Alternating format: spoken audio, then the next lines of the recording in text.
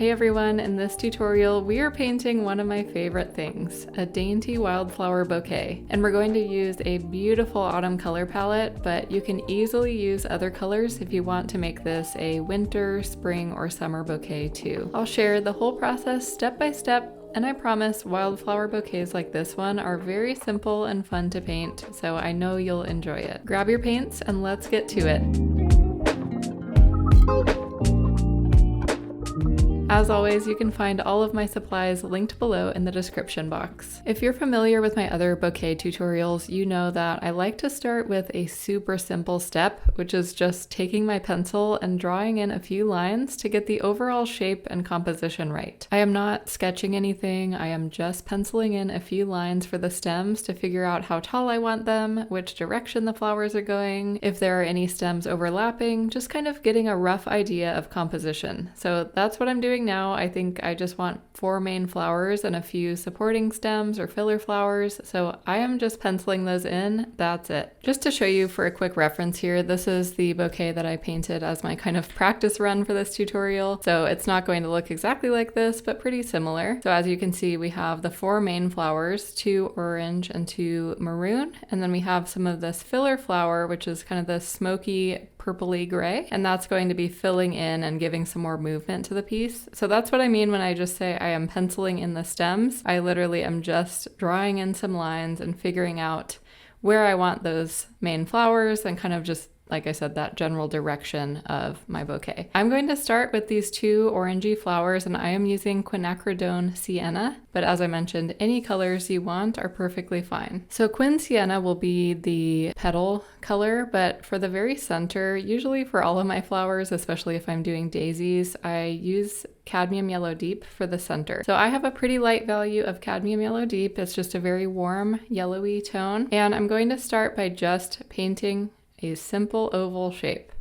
And this is my top right flower. So this is the tallest one, and it's also one of the 2 primary flowers. And then I want to deepen the edges a little bit. So I'm tapping in some darker value, same color, but just a darker value around the bottom edge. And there is the center of our first flower, keeping it pretty simple, like I said. So I'm going to go ahead and rinse off my brush and pick up some quin sienna. Quin sienna is this very kind of muted, rusty color, which I just love for fall paintings. So that is what I'm using. And I'm going to start pretty light. So I am using the same petal technique that I've done in basically all of my floral tutorials, where I start just using the tip of my brush and pull out a dainty stroke. And then I push down and lift back up to create a flower petal. So I want these petals to look very loose and wispy. They are wildflowers after all. So as I do this, you'll see I kind of just move my brush around to give it some organic strokes. I add some little wispy lines in between. Basically, I just don't want each of my flower petals to be perfect, like perfect little oval petal shapes. So see, I'm just adding the little wispy strokes. So the technique is the same, pushing down and lifting back up to get the oval petal shape. But then once I finish, I just kind of let my brush kind of scratch along the page to give it a little more texture. So let's continue working our way around. You can see that petal is a little bit darker, so I have more color in my brush. And then as I work my way towards these bottom petals, they're going to be a little bit flatter because it's a side perspective of this flower. So you can see it's still an oval shape like the rest of these, but it's turned on its side. So that's going to be the main shape of this first flower, but I do want to go in and deepen some contrast a little bit. So for the petals, that means taking a little bit of a darker value of my quin sienna and tapping in some more color at the very bottom. Sometimes I'll add it along the edge. But I'm just allowing the paint to bleed. This is wet on wet because that first layer of petals is still nice and wet. That's going to give us the beautiful loose watercolor effect. But I just want to make a little bit more of a contrast on these petals, and also for the center of the flower. So it's pretty much a solid layer of yellow at this point. I want to go in with some raw umber. It's a very deep dark brown. And I'm going to gently tap some of that dark brown around the edge of this yellow part. Again, just implying a shadow, deepening some contrast. And I'm also going to apply just a little bit of that at the very base of these petals. Again, this is loose painting, so I am mostly going off of feel and artistic intuition here. So Please feel free to take your own creative liberties as you paint your flowers. If yours is looking good, then you can move on to the next part. If you want to add more detail, you totally can. If you don't want your paintings to have as much contrast as mine do, then you don't have to go back in and add these additional layers. So in any of my tutorials, please feel free to make your own creative choices too. You don't have to do the exact same things that I'm doing if you don't want to. So I'm pretty happy with how that first flower is looking, and now I'm going to paint another one right here in the center. And I'll do the same thing. This one is going to be a straight on perspective though. As we said, this one's a little bit on its side, so that's why we have the flat petal. But this next one is going to be just a standard straight on view. So that means the center, this yellow part here, is going to be essentially a perfect circle. So I start with that yellow, and then I deepen the value a little bit more and tap in that color around the edges to imply a shadow. And then we can start with the petals. So these ones are going to be pretty equal all around. Again, starting by pulling out a very thin and dainty line, and then pushing down my brush and lifting back up to create these beautiful petals. Now I am using a size 2 brush, so it is pretty small and dainty. If you struggle with using smaller brushes, especially creating petals like this, then you are more than welcome to use bigger brushes. I usually work with either like a 6 or 8, but I wanted to make sure that my strokes maintained a very dainty, light feel for these wildflowers, so that's why I sized down for this one. But I'm going to make sure my petals are roughly the same size and shape. I don't want them to look identical, but I'm just going to go ahead and fill this in. And then I'll go back in like I did on the previous flower and tap in some additional color to let it bleed. I don't want to go overboard at this point. If you have too much water, either in the first layer or when you go back to add the second layer, sometimes it just floods the entire petal and it can be a little bit muddy. So you want to be careful. It's always better to use less water and then add more as you go than it is to go in a little too strong right off the bat. And I'll go back in with my raw umber just around the outsides, again keeping super light tapping strokes and just deepening that contrast a little bit more.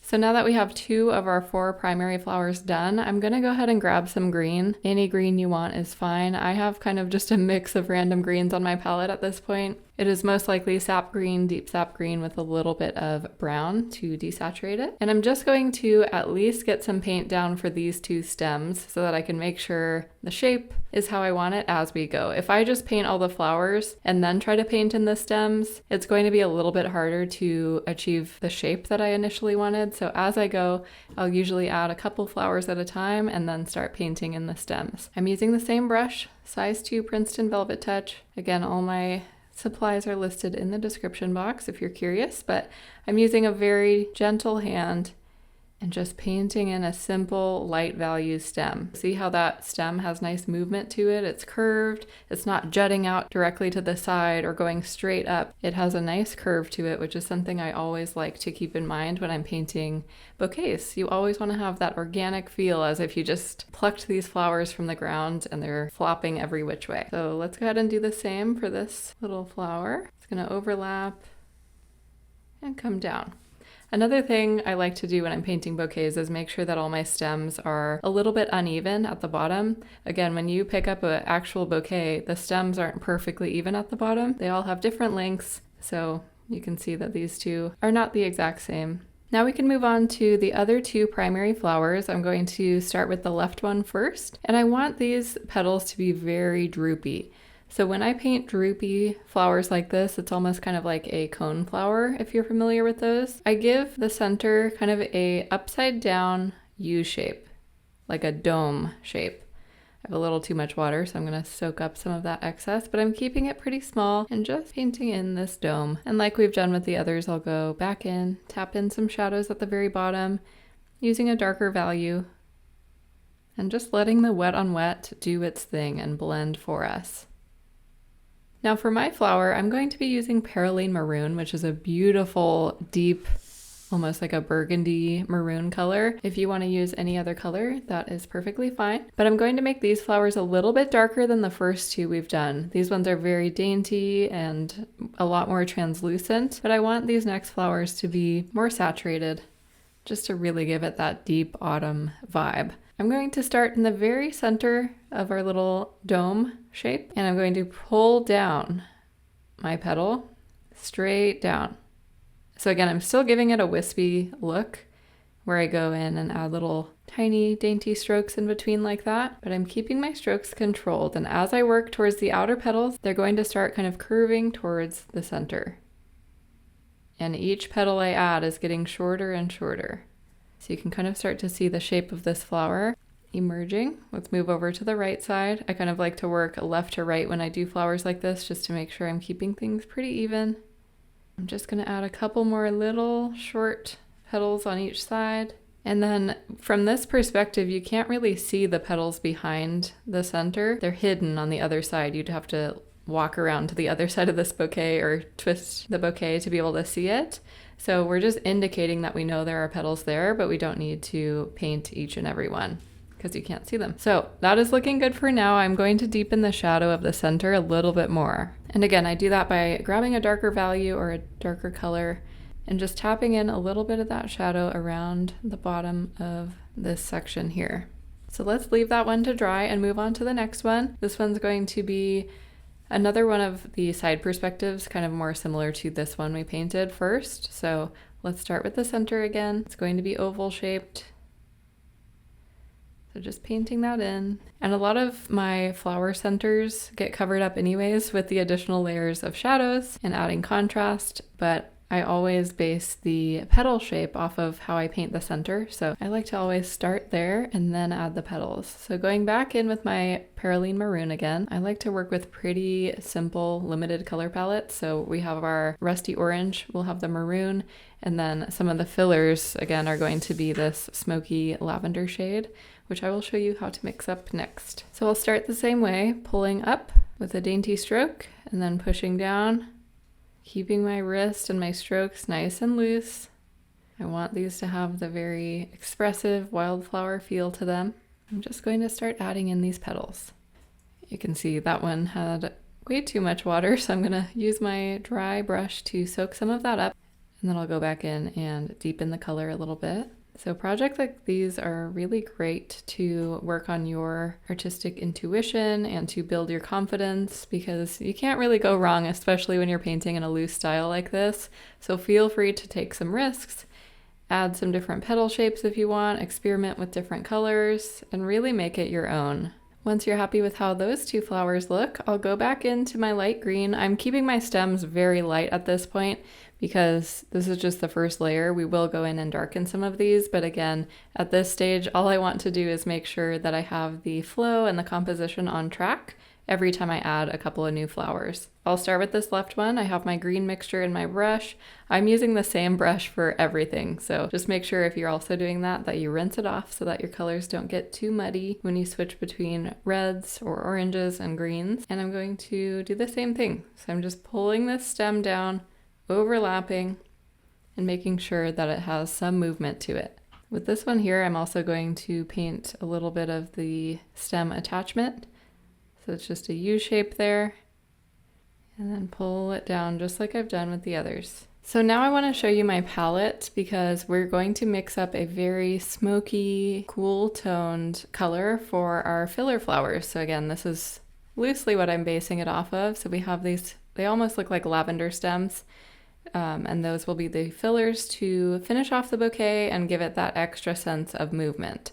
So one of my favorite ways to mix this up is I have Quinn Lake here, which is a very vibrant pinkish purple, you can see. And then I have my Prussian blue and ultramarine blue. It's kind of just a mix of blue here, but any shade of blue that you mix with pink will give you purple. And then I bring in a little bit of carbon black. You can also use Payne's Gray to desaturate it and turn it into this very smoky gray purple color. I'm going to start with the very top left. So that is the stem that is really curving out towards the top. So it's the only other level that matches the height of the first flower that we painted. And the key when I paint these is to start extremely light. So we're going to start with a very light value. Light value just means it's more watered down. So this mixture is going to be mostly water with just the slightest touch of that smoky purple. And all I'm going to do is start tapping down my brush very gently to create these random little shapes.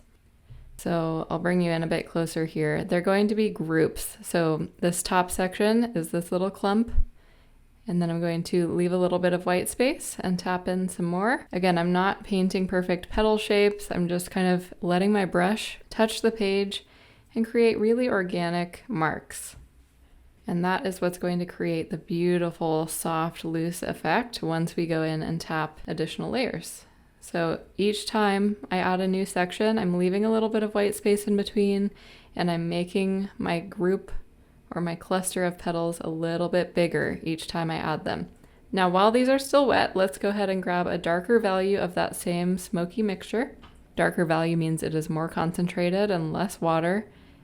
And I'm going to start tapping that in. Don't go overboard. You still want to be able to see the light value. You just want this darker color to bleed and blend organically with that first layer. So these are not flowers where we're creating perfect petal shapes or very distinct petal shapes like we did with these ones. These are just clumps of implied petals. So just have fun with this part. Again, always better to start off a little bit too light and then add in color as you go than it is to start off really strong and just make the whole filler flower really deep and dark.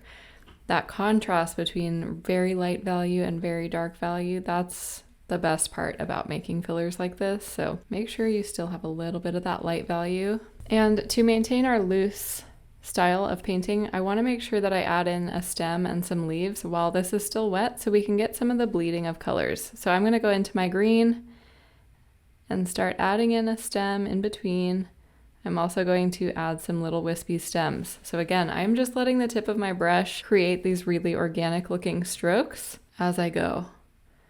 So I don't have it already perfectly planned out of what type of leaf I'm going to place in which areas. I'm just filling in the gaps, letting my brush create these really wispy organic looking shapes. And that is my favorite part about painting fillers like this, is you can really just be expressive and it's not taking away from the primary flowers. So we don't want it to be too distracting. It's just adding this sense of expression and movement. So as you can see, I just added a few random little leaves in between, and then I'll finish off the stem, pulling it down and intersecting with the rest of them. So it's just kind of a dance between adding in some darker color before everything dries, not going overboard, but making sure you do have that nice contrast. So feel free to add as many layers as you want here, and then we'll move on to the next one. Once you're happy with how the first one looks, we can move on to the next, which in my composition will be curving off to the left. So again, I like to really use filler flowers as a chance to add some more movement to the piece. Usually when I'm at this point in a bouquet or a composition of any sort, I add fillers that are very curvy, very expressive, and it just adds a sense of movement to the overall piece that I really like. So again, starting with the light values, leaving some space in between. I'm making this one a little bit daintier than that first one that we did, and it's going to come down slightly further. So just letting the tip of my brush create these really weird organic shapes, not worrying about creating specific shapes for each petal. And then I go back in with my darker values and let it bleed and bloom. I need to actually go a little bit darker than that. But I just tap in the darker value and you can see it expand out into that first layer and create this really beautiful contrast. So that is all I'm doing at this point, letting the layers mix and meld together and just creating this really whimsical, dainty effect for this filler. One thing you'll want to keep in mind is watercolor always dries lighter than it initially looks when you're painting. So just keep an eye on the color as it starts to dry. I like to add quite a few layers to maintain the contrast that I like. So as it slowly dries, I just keep an eye on it and keep tapping in some darker values. But you also don't want to overdo it. So I'll probably stop there. And like we did with the first one, while this is still wet, I grab my green and start placing in the stem in those white gaps in between each clump of petals. So this one's a little bit clumpier than the first one. There's not a whole lot of opportunity for that, but I want to add that in and then pull down that overlapping stem. So I place in the stem, but I also place in some little leaves peeking out between the petals. Now I'm going to move on to the right side. So again, I'm doing the same thing here, giving it great movement. I want this one to be a little bit less full and lush than the ones on the left, so I'm making my spaces in between each group of petals a little bit more sparse. But I'm keeping my movements very loose, very wispy. I'm not applying a whole lot of pressure. It's basically just the tip of my brush that is scraping across the page each time I do this. And then I go back in with the darker value and start tapping that in.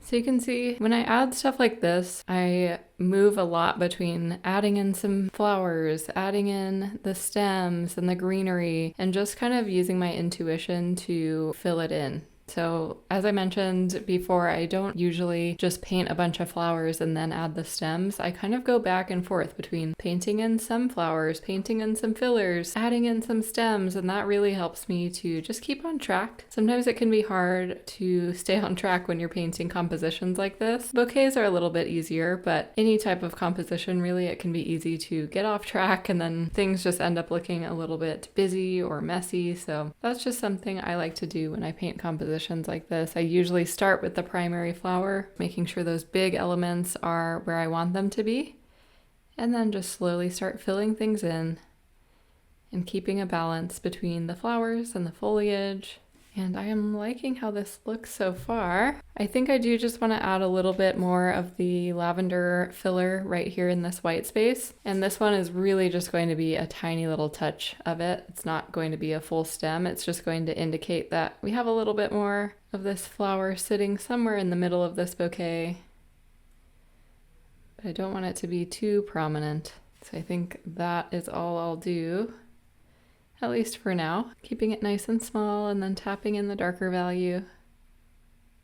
So I don't normally like to have a lot of flowers in the center part. I like to usually keep that open for some leaves and just the dainty stem look and feel. But this space was a little bit too empty for my liking, so I thought it could use a little more of a pop of color here, but nothing that's too distracting.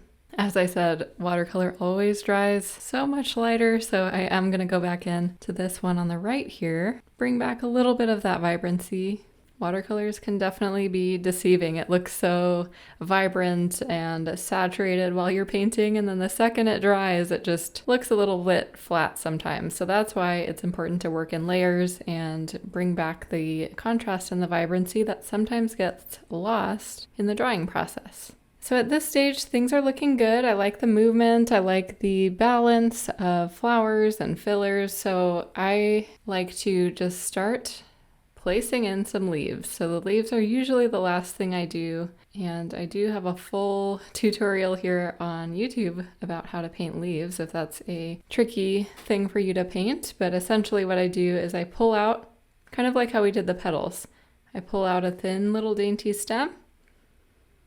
And then I push down and lift back up, always giving my leaves and my flower petals a sense of movement.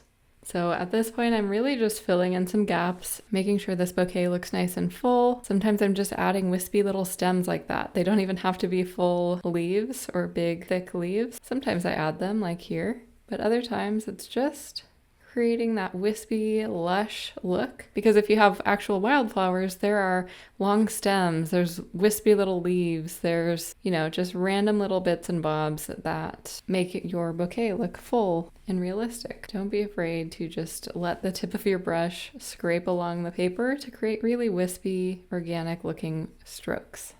Now it is important to not go overboard at this stage. It can be really easy to just add a bunch of leaves where it gets a little out of control and then your bouquet ends up looking a little bit messy. So we definitely don't want a messy look. Take a step back every now and then when you're at this stage to make sure that you're not going overboard. And now I really like to go in with a very, very deep, dark value of green to make only a few of the stems really dark. I still want the contrast between some of these stems being nice and light, but when you add some dark layers like this, it helps with the illusion of depth. So it makes it look like some stems are in front of the other. So I'm going directly into my deep sap green to get this rich, bold, dark green. And I'm just adding this dark shade to specific areas. I want to make sure it's nice and balanced. I don't want the whole thing to be dark, but just adding these little pops of vibrancy. And that is going to be it for this tutorial. Feel free to keep adding as much or as little detail as you want. Also, I want to mention, if you like painting florals and compositions like this one, I do have a 15-day floral composition challenge that has over 5 hours of in-depth floral watercolor practice specifically for compositions and bouquets. I have the link to that class down below if you want to check it out. There have already been over 500 students that have joined and leveled up their floral skills. So feel free to check that out, or you can always continue watching my other floral tutorials here on YouTube as well. Thanks for watching, and I will see you in the next video.